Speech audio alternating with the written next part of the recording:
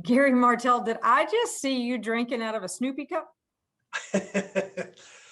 You know, I try and stay somewhat youthful, so Oh, there you go. yes. There you go. How have you been? Excellent. How about yourself? Blessed and highly favored and blessed beyond measure, blessed beyond what I deserve. I Yeah. can assure you that. So tell me what's been going on over the past year. We've gone through some of the most unprecedented times any of us probably will ever go through. But tell me what the last years look like for you.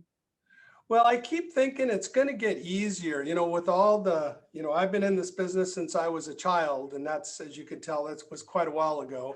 All And right. Wes has been in business for 31 years this month. Oh, And I wow. keep thinking with all of this experience behind us, it's got to get easier.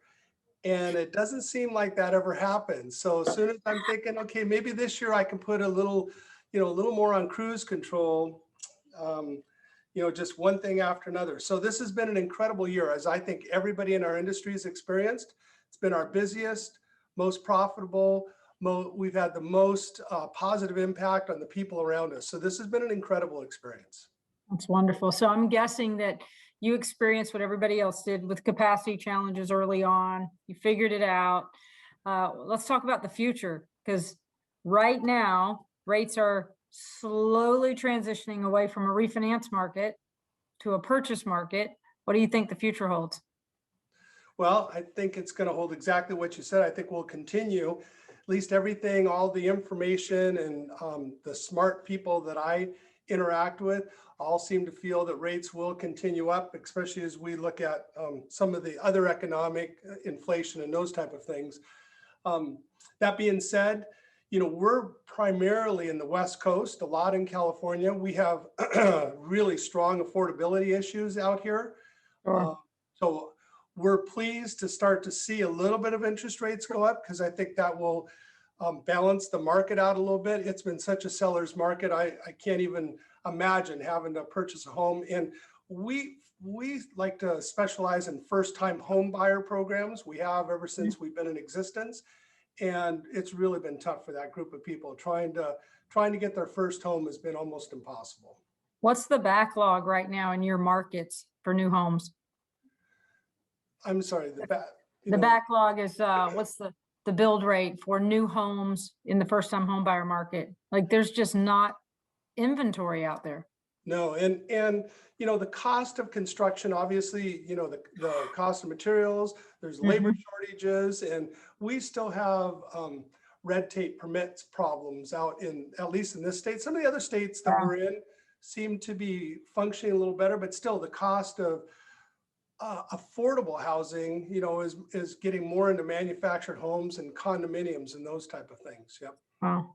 So when you think over the past year, we've all been challenged as leaders, without a doubt, right? We've had to over communicate. Yes. The new challenge, and I don't know if you're experiencing this, would love to get your thoughts, is preserving our cultures that we created for years. How are you managing through that challenge right now, assuming it might be a challenge for you and for others that are listening in? Yeah, I think it's been a challenge for all of us. We're a relationship-driven company, family-owned, and we were blessed going into this that we had a lot of senior management that have been with us 10, 15 plus years, right? So that helped. We were able to communicate, and we kind of, worked a long time together. But we did have to take our culture outside our four walls. We've been, fortunately, you're able to do things in the office that you just take for granted. Whether it's gatherings, Halloween, trick or treat, those type of things, Right. all that we had to kind of move away from. And we're still working on how do you keep people engaged that you see, either like we're talking right now, which we've, obviously all of us have moved to, being able to engage people online, but also how do we get them together, and how do we have activities? How do we do those type of things to keep that connection and that engagement? I think it's a challenge for all of us. We've taken courses. I took all of our management to the Disney Institute probably about 7 months ago, because I figured they were probably having nothing to do since they were closed. And Right. really, they have some outstanding, they are really known for their staff or employee engagement. And we took some tips from them to try and help us. That's outstanding. You know, I've been watching Zoom fatigue is in, right? Teams fatigue. I've been trying to get real intentional of having what I call, you're going to laugh at this, but scheduled water cooler breaks. Yep. Like, you know, where, hey, take a break and put it on the calendar where you take a break with someone else. So that's something new I want to actually implement at XINNIX, to where we opened our meeting recently. You appreciate this. Is like, all right, it was a company meeting. I said, all right, everybody, get into your breakout rooms and you got to do the 3 W's. What'd you do this weekend? What's your biggest focus for this week? And what can somebody do to help you? And they loved it. It was like, I got emails from them saying, thank you for that time with other people where it wasn't business. Yep. Because I said, when I say, you know, what'd you do over the weekend? We don't really stop and give people time to do what just allows us to create those relationships. So what a challenge. What a challenge. No, I think we all took for granted how easy it was to just pass somebody in the hallway and stop and chit chat with them for a second, and how valuable that is to continue to build camaraderie within an organization. Sure. So we've worked hard trying to continue that. You know, we still got work to do, but it's at least, you know, I think like everybody else, we've all recognized that, you know, our culture is or can or will change depending on how intentional we are of either keeping it or changing it. Yeah, I think that word intentional is really important for everybody to, you can't be complacent. You have to be intentional or you will lose what you've created that's so special. So Gary, tell me about the future. What's the number one thing you're working on? If I was walking into the boardroom and it was a private conversation, what are you guys talking about to help you propel you to moving forward? Other than you? Yes. Yeah, Okay. I like, right. I think today we do recognize that we have to, you know, it's a very competitive market, obviously, but we talk about what the experience is going to be for our customer. And our customer is other team members, business partners, and of course, whether it's a consumer or a loan officer or a broker. So, you know, it's that customer experience. So we have to realize what we want it to look like as we go along, because that's evolving as well, right? Not only is the workplace, the work environment evolving, but the expectations and how customers want to be interacted with, what their expectations are, what their knowledge level is. This is all evolving as we go along. And it's evolving quickly because this has changed a lot. People are much more used to being online and looking at things now, especially since they were driven home and forced to work off their monitors, a lot of them. Sure. It's really interesting what the future will hold. I'm hearing all kinds of projections from where, of course, once we go back into a purchase market, is it going to be a scrum for business again? Are we going to go back to a recruiting war? Because recruiting sort of slowly, I won't say it never goes away, but it lowered its, we'll call the surge, if you will, because the pipelines were too big. People weren't wanting to leave. Are we about to see a recruiting war for people to make up volume? So Well, the recruiters were out there. They were just working on operations people for the last year. Right, exactly right. They shifted immediately. Yeah. So and I do believe they will continue to shift back now to more of your production folks, just because I think as pipelines drop down, and I hope for our industry's sake that there's some boundaries that are still put on there, where, because some of the recruiting tactics and what people are offering to get them to move, you just wonder if the value is really there. And unfortunately, by doing some of that, it might unintentionally give value to certain aspects of our business that don't belong there. But that's just my personal. Gary, you have executive leaders that work for you, and you're of course, just as you said, you're going to be recruiting. Everybody continues the recruiting Sure. Challenge. What are you looking for in great leaders? What attributes do you want in leaders that will work for you? Well, I want somebody that that always understands that we're here to serve both our team and the communities that we live and work in, right? I mean, that's kind of, we're not, when we talk about things in our culture, we don't talk about we're doing loans. We talk about we're having a positive impact on people's lives and communities. And by doing that, we're also doing home ownership, right? Because that's part of what we do. We're looking for people that come to work every day and see the glass 3/4 full. Yeah. Know that they make or break how their day turns out. Know that their actions affect everybody around them. And the way I've always looked at it, I need to surround myself with if I'm doing a good job as a leader, the people around me are all better than me. You got Right? it. I Totally. give them the landscape to be able to thrive in. And I Sure. want to make sure that, of course, we have to provide some of the directions, but other than that, we want self-driven people. I love it. The future of the industry, do you see new people still coming in? Obviously, we're a barometer for that, that we train new loan officers, processors, et cetera. And I'm watching it closely right now to say, are we going to see a dip for new sales or new ops? What are your thoughts? Well, I hope we continue to see new people. I think obviously this is an industry that's served my family extremely well through the last several decades. And, I fell into this when I bought a home. Somebody offered me the opportunity to change occupations, right?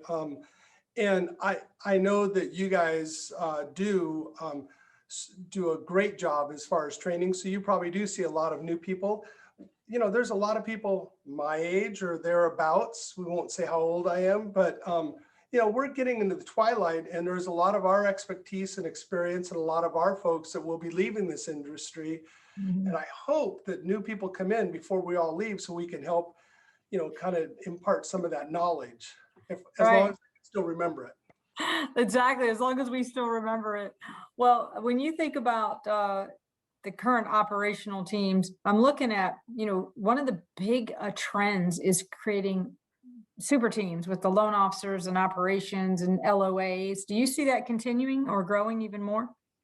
Yeah, I do. I think that there's there's a lot of different business models out here that work, right? Sure. There's ones that are totally online. There's others that are LOs that have a team around them.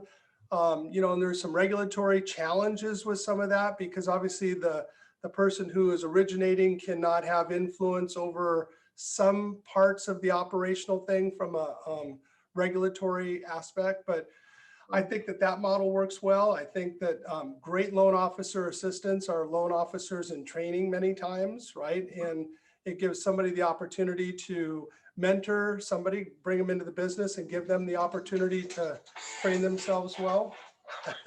And make sure you turn off your phone when you start your interview. Right. No problem. No problem. So I have a question, and this is a random one. I hope you're okay with it. What keeps you up at night as the president of the company? Um, I there's a variety of things, and it just changes. But it's really trying to create again a foundation where people can come and thrive, and make sure that we maintain our culture, make sure that we're engaging the people that we have here, and we continue to look at how the industry is evolving and not fall behind, because it's so hard to make up ground, because there are some great innovative people and companies in this industry. And if you don't take care of it, and I do have to tell you, there's one thing from an operational risk that as we've seen in the past, we've been through several cycles, right? I've been fortunate to have done that. As volumes slow down, a lot of times we get more creative with our product offerings. And every time we've done that, there's been a whiplash at the end of that. And I just hope as we go through that, we don't try and put people in homes that aren't ready yet. That's all. Take care of the customer, do what's right. Yep, do what's right. So let's end with a quick insight as to the culture of Mountain West. Now, I know you said it's family driven. If I was someone that was considering working for you, or let's say you wanted to pursue me, I like that too. All right, I was considering you, you're considering me, and let's say you were describing the culture to me. How would you describe it? Well, I would say that our entire operations, everybody here understands that they're part of the sales process. We have really engaged people. They're positive. Our team members come in knowing that you know, it's a reciprocal thing. The more you put out, the more you get. So, Right. and we have things. I do want to tell you one thing that I thought was really great for our culture this year. Some of our folks came up and said, we're having challenges with kids at home and trying to educate them and stuff. So Mountain West provided free tutoring for all of its folks' kids. We hired tutors. We didn't hire them. We you know, got them to come because a lot of these guys were unemployed and they were doing other things. So it was all online. It was all available, and we had tutors all the way from first grade through high school algebra. Really? And I have to tell you, that type of stuff, and that wasn't created by me, it was created by some folks, you know, that were brainstorming what can we do to help that engagement, and like people realize that we're all here together, we're working as a team. So yeah, so those Wow. type of things I think mean a lot. It's intangible, didn't cost us a lot, it did take some time and effort to put together, but those things make a difference to people. Well, that speaks volumes about your culture and who you guys are. And kudos to you. It's been a really challenging year. I'm going to tell you, a lot of us got to see the best of our companies and maybe even the worst, depending on where you're listening from. I certainly watched great leaders stand up, man, when they needed to, when there was so much uncertainty for all of us. You know, you remember back in March of last year when it all happened, and then all of the margin calls that were occurring. I And remember. I'm sure, right? And the massive uncertainty of what the future holds. And then all of a sudden, here comes the tidal wave of business. I mean, the whiplash that we've all gone through. And now we're on the back end of it. But are we, right? Because now, is there another whiplash coming? Are we preparing for it? Because you've been doing this as long as I have. And there's nothing that's, you know, everybody calls about normalcy. There's nothing normal in the mortgage industry, right? You just have to be prepared for change, be prepared to adapt to it, and to understand these leaders like yourself are doing the very best they can to create a great business with the great offerings to take care of that consumer. So what a blessing it has been just to spend a few minutes with you. And Same with you, Casey.